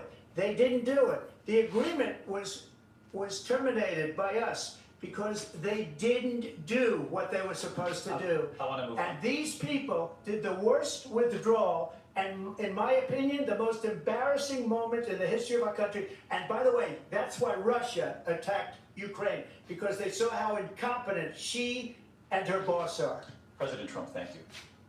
I want to move on now to race and politics in this country. Mr. President, you recently said of Vice President Harris, quote, "I didn't know she was black until a number of years ago when she happened to turn black, and now she wants to be known as black." I want to ask a bigger picture question here tonight. Why do you believe it's appropriate to weigh in on the racial identity of your opponent? I don't, and I don't care. I don't care what she is. I don't care. You make a big deal out of something, I couldn't care less. Whatever she wants to be is okay with me. But those were your words. So I don't know. I mean, all I can say is I read where she was not black, that she put out, and I'll say that. And then I read that she was black, and that. A W for Trump or a W for Kamala? Does it make a difference whether she's black or not? I mean, Trump did mention it. So is Trump having a change of heart right now with it? Y'all let me know. I'll let y'all decide who gets the W for this one. It's okay. Either one was okay with me. That's up to her. That's up to her. Vice President Harris, your thoughts on this? I think it's, I mean, honestly, I think it's a tragedy that we have someone who wants to be president who has consistently, over the course of his career, attempted to use race to divide the American people. You know, I do believe that the vast majority of us know that we have so much more in common than what separates us, and we don't want this kind of approach that is just constantly trying to divide us, and especially by race. And let's remember how Donald Trump started. He was he owned buildings, and he was investigated because he refused to rent property to black families. Let's remember, this is the same individual who took out a full-page ad in the New York Times calling for the execution of 5 young black and Latino boys who were innocent, the Central Park 5. Took out a full-page ad calling for their execution. This is the same individual who spread birther lies about the first black president of the United States. And I think the American people want better than that, want better than this, want someone who understands, as I do, I travel our country. We see in each other a friend. We see in each other a neighbor. We don't want a leader who is constantly trying to have Americans point their fingers at each other. I meet with people all the time who tell me, can we please just have discourse about how we're going to invest in the aspirations and the ambitions and the dreams of the American people? Knowing that regardless of people's color or the language their grandmother speaks, we all have the same dreams and aspirations and want a president who invests in those, not in hate and division. Vice President Harris, thank you. Lindsay? President Trump, this is now your 3rd time. This is the most divisive presidency in the history of our country. There's never been anything like it. They're destroying our country, and they come up with things like what she just said. Going back many, many years, when a lot of people, including Mayor Bloomberg, agreed with me on the Central Park 5, they admitted, they said, they pled guilty. And I said, well, if they pled guilty, they badly hurt a person, killed a person ultimately. And if they pled guilty, then they pled, we're not guilty. But this is a person that has to stretch back years, 40, 50 years ago, because there's nothing now. I built one of the greatest economies in the history of the world, and I'm going to build it again. It's going to be bigger, better, and stronger. But they're destroying our economy. They have no idea what a good economy is. Their oil policies, every single policy. And remember this, she is Biden. You know, she's trying to get away from Biden. I don't know the gentleman, she says. She is Biden. The worst inflation we've ever had, a horrible economy because inflation has made it so bad, and she can't get away with that. Thank you. Time's up. I want to respond to that. I want briefly. Clearly, I am not Joe Biden, and I am certainly not Donald Trump. And what I do offer is a new generation of leadership for our country. One who believes in what is possible, one who brings a sense of optimism about what we can do instead of always disparaging the American people. I believe in what we can do to strengthen our small businesses, which is why I have a plan. Let's talk about our plans and let's compare the plans. I have a plan to give startup businesses $50,000 tax deduction to pursue their ambitions, their innovation, their ideas, their hard work. I have a plan, $6,000 for young families for the first year of your child's life to help you in that most critical stage of your child's development. I have a plan that is about allowing people to be able to pursue what has been fleeting in terms of the American dream by offering a help with down payment of $25,000 down payment assistance for first-time home buyers.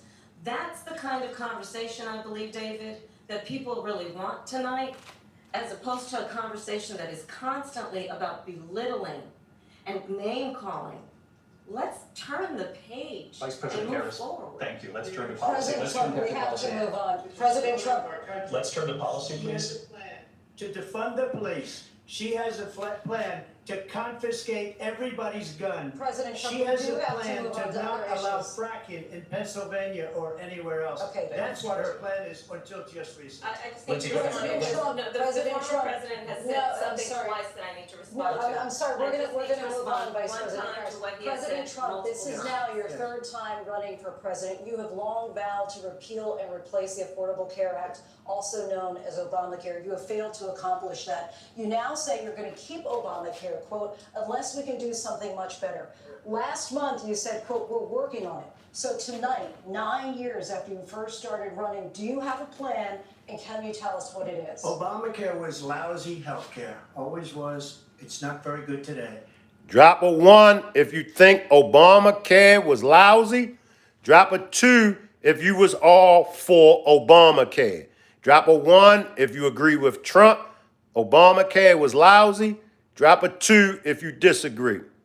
And what I said, that if we come up with something, and we are working on things, we're gonna do it and we're gonna replace it. But remember this, I inherited Obamacare because Democrats wouldn't change it. They wouldn't vote for it. They were unanimous. They wouldn't vote to change it. If they would have done that, we would have had a much better plan than Obamacare. But the Democrats came up, they wouldn't vote for it. I had a choice to make when I was president. Do I save it and make it as good as it can be, never gonna be great, or do I let it rot?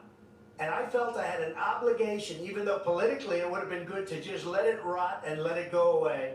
I decided, and I told my people, the top people, and they're very good people. I have a lot of good people in that administration.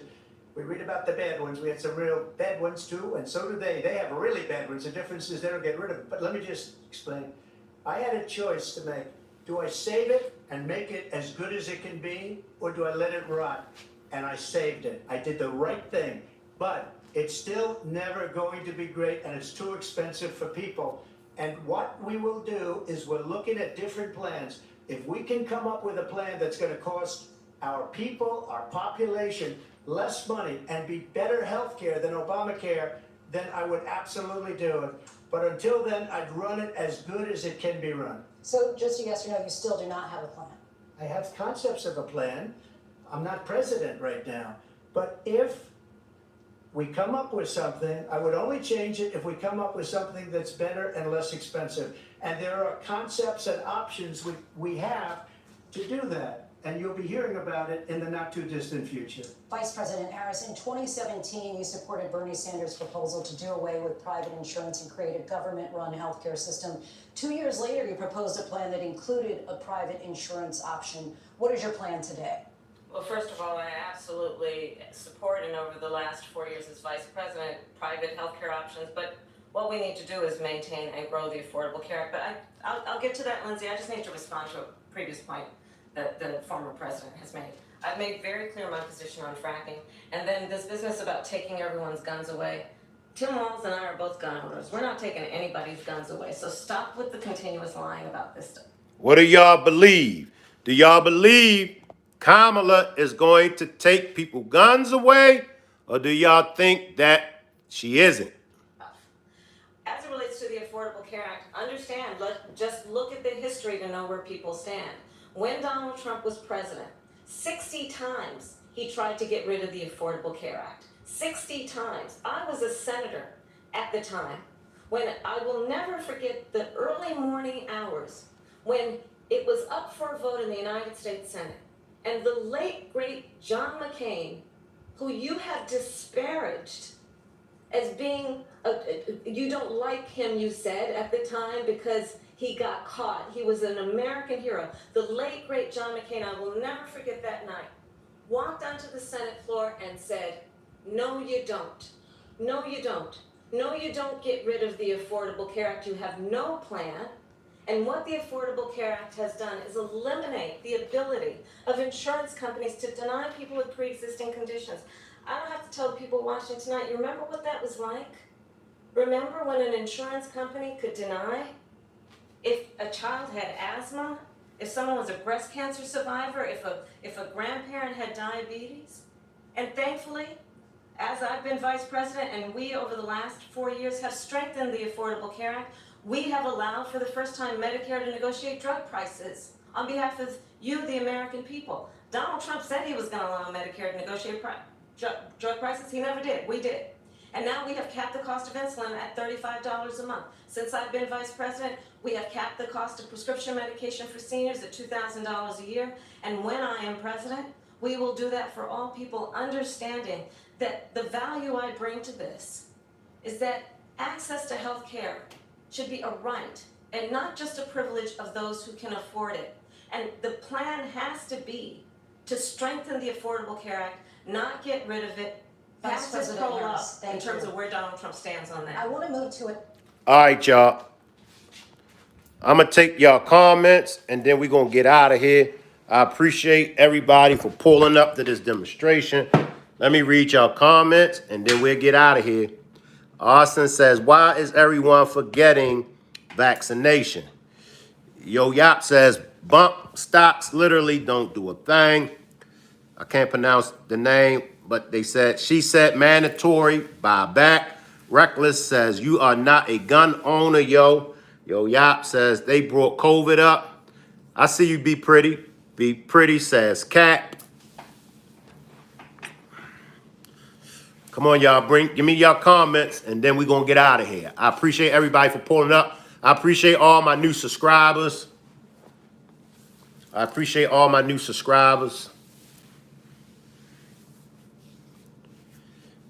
Salute to my moderators for holding it down. Yo Yap says, bump stock doesn't alter the gun. Austin says, no Dems, please. No Democrats, please. So, do y'all still think it was biased? I don't. And remember, does this guarantee Kamala a victory? Salute Shirley. I see you, Shirley. Shirley says, well, that makes him no better if he said the plan was too expensive, but he didn't have another plan, only the concept of a plan, not good enough, but downing her. Reckless says, we need to start listening as a population and stop spreading twisted versions of reality. Funny Business says, number one, I work for the state of California, specifically in the Department of Healthcare Services. Trust me, Obamacare is terrible. Hackman says, anybody knows how to read eyes know he's lying. Reckless says, we need to come together, not separate further. I can't pronounce this name. I think Kamala won this, but I think Trump has popular, just not electoral. I feel like Kamala won. I do. Austin says, we need life, no social distance. Velisca says, well, they said Trump brought up race, yet it was the reporter who did. Cole says, who you going for? Right now, I'm still undecided. At first, I was going for Trump. At first, when it was Biden and Trump, I was going for Trump. I'm undecided now. I'm undecided now. Now, what I'm going to do these last weeks up until the election, I'm going to be focusing on the policies. And that's what I want everybody to do. From here on out until the election, let's focus on their policies. All right? Arson says, we needs more sex, no depopulation. Yo Yap says, Biden kind of handled Trump. I think Kamala did worse than Biden. You think Kamala did worse than Biden? Yo Yap says, guess we had different opinions. Reckless says, that's insane. Esther says, yes, we better analyze them very well. Respect for being undecided and not just jumping for whoever on someone say so and listening, but I agree with thinking about police investigations, policies investigations. Yo Yao says Kamala was really nervous. I ain't detect her being nervous. I didn't detect her being nervous. Biden hasn't been around the block. Hackman says she stands for the same thing as Biden. I got a different opinion on that. Like, somebody said the same thing to me. Well, Shank, you know she got the same opinion and the same perspectives that Biden had. I disagree. Austin says, don't believe that policies are going to be changed. Yo Yap says she does. Funny Business says nervous in the beginning. She doesn't now. That's the point. Before we get out of here, I just got one answer.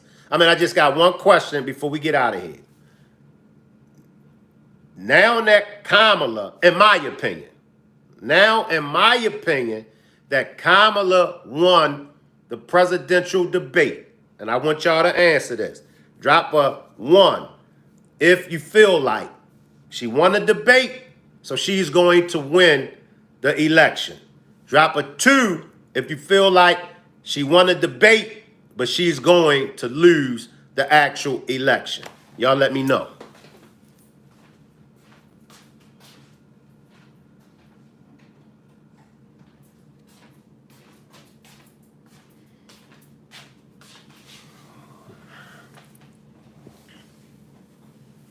We got some 1s. We got 1, 2. We got some 1s. We only got 1, 2. We got 2 2s. Yo Yap says, I think she wins popular. He wins electoral and becomes president. Okay, we got some 2s coming in. We got some 2s.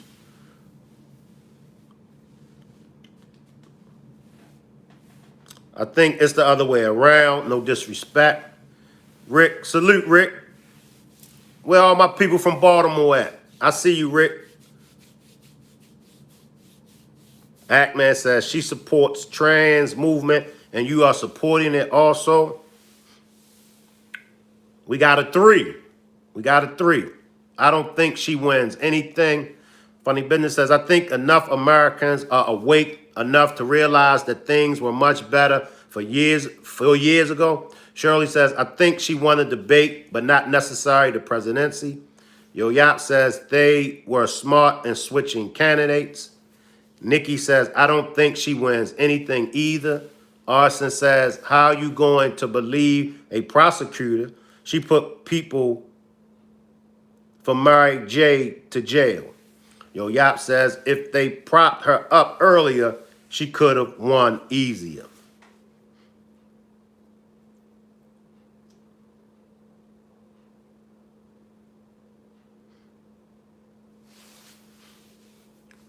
Reckless says, they were not, laughing out loud, look around you, my God. Things are in the up and up. If Biden was still here, I think Democrats would have lost 100%. But now that they switched it, it looks scarily close for both parties. She had a late campaign. She a joke to all day, baby. Think about that. Stop being so blind through hate. Trelane says, arson. How can you believe a convicted criminal make it make sense?